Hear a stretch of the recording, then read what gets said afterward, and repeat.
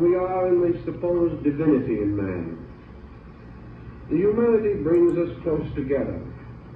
And in the case of General Pike, it reveals to us the happy combination of a scholar and a truly delightful person.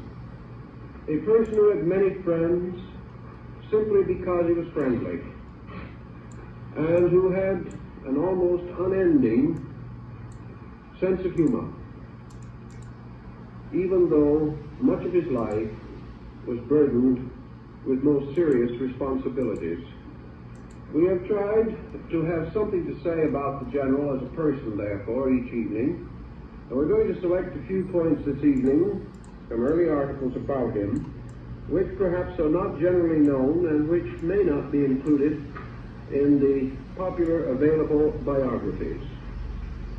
After he reached the area of Little Rock, Arkansas, which he came to sometime after 1832, and here became a small village school teacher, teaching in a log cabin schoolhouse, we find that a natural tendency which showed from his early boyhood continued to unfold, and that was his poetic abilities, which were largely recognized and which undoubtedly have contributed to the beauty of the work that he did.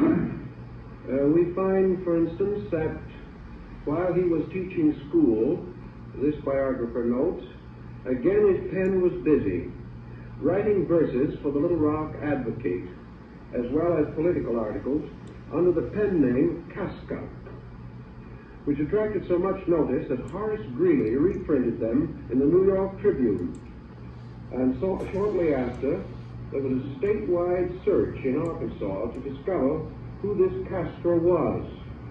And it finally centered upon this rather amiable, somewhat timid, round-shouldered schoolteacher. And from that time on, his literary fame increased. And he has left quite a rich legacy of good poetry, which will be of interest to one group of persons. Also, Albert Pike was involved in the Mexican War prior to the time of the Civil War, and we find the following notes.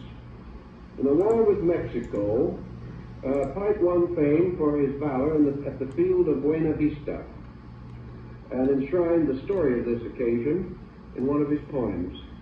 After the war, he took up the cause of the Indians, whose life and happiness fascinated him, and who he felt were being robbed of their rights. He carried their cause to the Supreme Court, to whose bar he was admitted in 1849, together with Abraham Lincoln and Hannibal Hamlin. His speech in the case of the Senator War to the Choctaws is famous, and Webster passed high eulogy upon it. Judged by any test, Pike was a great orator, uniting learning with practical acumen, grace with power, and that imperious magnetism which only a genius can command. Albert Pike was made a master mason in Western Star Lodge No. 1, Little Rock, Arkansas, July 1850. And from that time on, we see the forces at work which caused him gradually to turn practically all of his learning in the direction of Freemasonry. He had brought to it brilliant legal background, a good literary background, and outstanding achievements in poetry and essay, and he also brought to it a tremendous personal capacity for research and study. As a result of his initiation into the order and his gradual increasing interest in it from a philosophical standpoint, we find his following summary of the situation which caused him to devote his entire life, practically from that time on, with the brief interlude of the Civil War, to the advancement of the Masonic research program.